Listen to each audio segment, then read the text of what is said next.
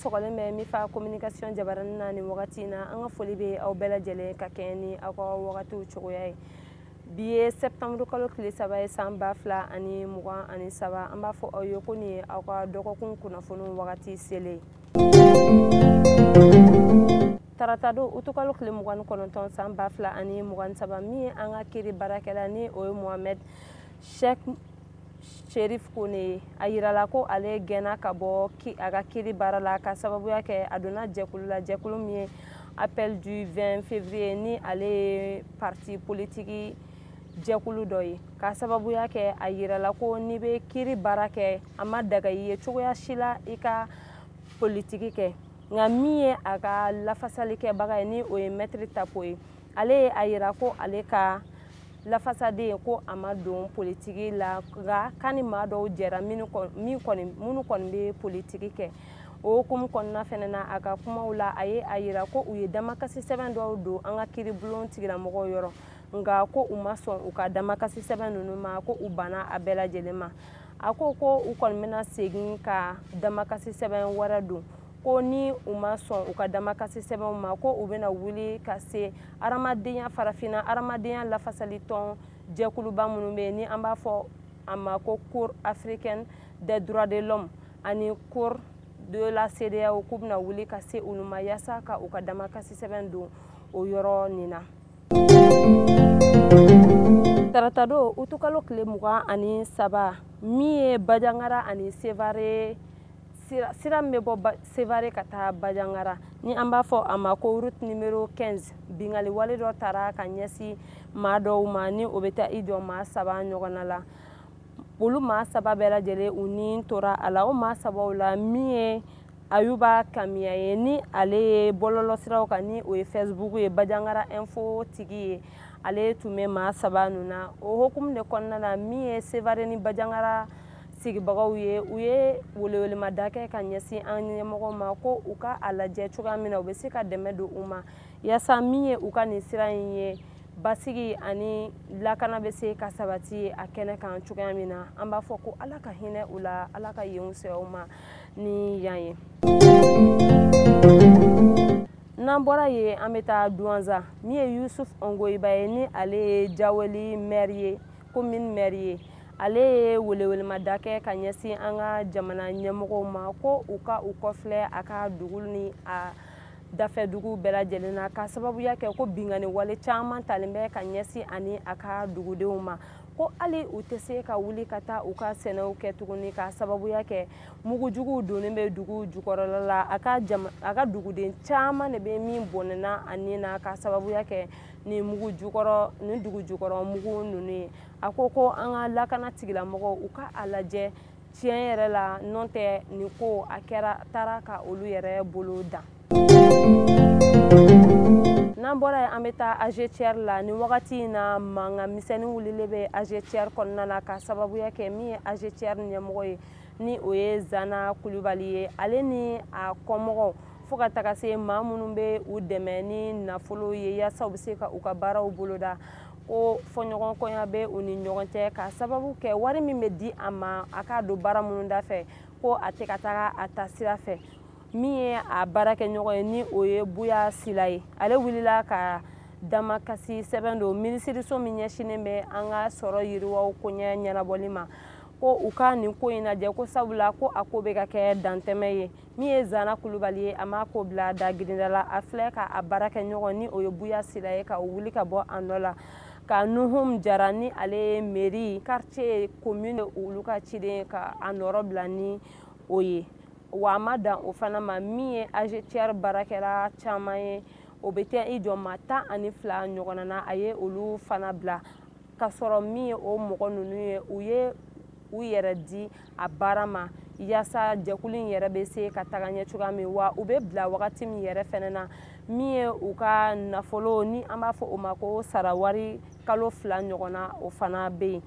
o hukumu kɔnɔ u ye a yira ko min ye an ka ɲɛmɔgɔw ye ko u ka wuli ka u dɛmɛ ko k'a sababuya kɛ u tɛ ka nin ko in faamu ko an bɛ Mali kura min na k'a yirala ko yurugu de bena kɛlɛ ka bɔ an ka ba Maliba kɔnɔna la ko nka ko min ye Zana Kulibali a bɛ ka nin kɛwale ninnu kɛ mais an ka ɲɛmɔgɔw tɛ ka wuli ka fɛn bɔ a la ko yala ko a kɔkɔrɔma donnen don an ka ɲɛmɔgɔw de fɛ wa ɲininkali tɔ min bɛ yen an ka kɛlɛkɛ pankuru minnu bɛ yen olu ye mugujugu jigi tɛnɛn tɛmɛnen Banbanci wale kɛbaga dɔw kan o la tarata fana u wulila ka don yɔrɔw bɛɛ lajɛlen na yaasa ka a lajɛ maa minnu ni tora a la ani binganikɛla minnu bɛ ni olu bɛ ɲɛnamaya la hali bi ka se ka tɛgɛ kɛ o la wa a yirala fana ko min ye an ka finitigilakaw ye u ye Anefi kan u sera ka tɛgɛ kɛ o fana na ni ale ni Kidali cɛ bɛ taa i jɔ kilomɛtiri 100 ɲɔgɔnna la wa min an ka finitigilakaw ye fana ni wagati na min Aguelok ani Tesalit u sera ka don o dugu kɔnɔna la an bɛ an ka finitigilakaw fo ni yɔrɔ in na wa an b'a fɔ ko halisa Ala ka u dɛmɛ u ka baara kɔnɔna la min ye maa 13 olu tun bɛ kulun dɔ kɔnɔna la ni o bɛ an ka ba bolofara dɔ kan ni a bɛ fɔ o bolofara in ma ko Bafin ale dafirila ni o maaw ye o dafiri kɔnɔna la min ye maa 7 ye olu ni tora a la maa 7 ninnu na min ye cɛ 2 fo ka taa se muso 5 ma olu de tun don o ko kɛlɛ min ye an ka ɲɛmɔgɔw ye u wulila o yɔrɔ bɛɛ lajɛlen na ka se kɛnɛ kan wa u wulila ka se ni maa ninnu ka mɔgɔw ma yaasa ka tasibila kɛ u ye an b'a fɔ ko Ala ka hinɛ u la Ala ka yen fisaya u ma ni yan ye min ye tɛnɛn su utukalo tile 21 ani tarata su utukalo tile 20 ani fila min ye Toka Bari ye ale fagara maa 3 fɛ nka maa 3 ninnu ma lakodɔn a yirala ko min ye Toka Bari yɛrɛ ye denmisɛn don sifinakan don min cɛsirilen bɛ kosɛbɛ maaw fara ɲɔgɔn kan ni na min ye filaw ka jɛkulu min bɛ yen ni a bɛ fɔ o ma ko Tabital Pulaku a tun bɛ o jɛkulu de kɔnɔna la wa a cɛsirilen don kosɛbɛ ani a bɔnɛna a nin na o hukumu kɔnɔna la min ye u ka ɲɛmɔgɔ ye ale bɔra ka tasibila kɛ ka ɲɛsin a ka mɔgɔw ma ko Ala ka hinɛ a la Ala ka yen fisaya u ma ni yan ye ko wa ko u bɛna u seko bɛɛ lajɛlen kɛ yaasa maa minnu ye nin denmisɛn nin bɔnɛ a nin na ka se ka tɛgɛ kɛ u la cogoya min na min ye Kati kiribulon tigilamɔgɔw ye olu tun ye kiri tigɛ Amidiko ani an ka terrain baarakɛlaw ni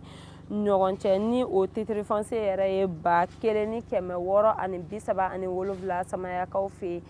an ka kiribulon tigilamɔgɔw ye a yira ko min an ka terrain baarakɛlaw ye olu de ta ye dugukolo in ye ko Amidiko ta tɛ ko hukumu kɔnɔna la maa minnu kɛlen bɛ ka taa u ka so jɔ k'a kɛ u sigiyɔrɔ ye ko olu ka wuli ka bɔ yen wa ko so minnu jɔlen bɛ a dugukolo kan ko olu bɛna ci ka bɔ yen nka i n'a fɔ an bɛ wagati min na i ko bi ye min ye Amidiko ye olu ma an ka kiri tigilamɔgɔw ka kumakan ninnu lawaleya wa u ma u bonya o hukumu de kɔnɔna la welewelema da kɛlen bɛ ka ɲɛsin an ka kiribulon tigilamɔgɔw ma ko u ka wuli ka u jɔ yaasa min ye bonya ye o bɛ se ka ta ka da u kan cogoya min na n'an bɔra ye an bɛ taa an ka kɔkan kunnafoniw na nin wagati in na an bɛ taa Burkina Faso min ye Burkina Faso finitigilakaw ye u ye tɛgɛ kɛ Banbanci maa dɔw la o Banbanci maa ninnu yɛrɛ la min ye Faransi jamanaden maa 3 olu tun bɛ u la u kɛlen ka tɛgɛ kɛ u la u taara sɔrɔ ni maa ninnu tun kɛlen bɛ ka labɛn de kɛ yaasa u bɛ se ka bingani wale ta cogoya min na ka ɲɛsin Burkina Faso jamana ma wa u ma dan o dɔrɔn ma u ye tɛgɛ kɛ minɛn caman na o minɛn ninnu dɔ la ni an bɛ olu wele nanzarakan na kit de drone fo ka taga se min ye téléphone portable ma ani GPS fo ka taga se dispositif de recharge de batterie ma ani moto fo ka taga se bolimafɛn caman ni o ye mobile fana u ye tɛgɛ kɛ nin bɛɛ lajɛlen na min ye Faransi jamana ɲɛmɔgɔw ye olu ko ko olu tɛ a dabila ka sababuya kɛ min ye an ka ba Maliba ye u bɔnɛna o la fo ka taga se Burkina ma u ko ko u tɛna sigi k'a lajɛ min ye Niger ye ka bɔnɛ o la ka sababuya kɛ nafasɔrɔ sira caman bɛ Niger dugukolo kan min bɛ se ka kɛ nafaba ye min ye Faransi jamana yɛrɛ ma o hukumu de kɔnɔna la u wulila ka taa u ka daga dɔ sigi Darwich ni ale bɛ Libi Sud yan fan fɛ ni ale ni Niger ni Tchad dancɛ bɛ taa i jɔ kilomɛtiri 500 ɲɔgɔnna la u bɛ nin ko in na u ko ko u tɛna dabila yaasa min u ka nafasɔrɔ siraw ye u bɛ se cogoya min na ka o sɔrɔ u tɛgɛ la.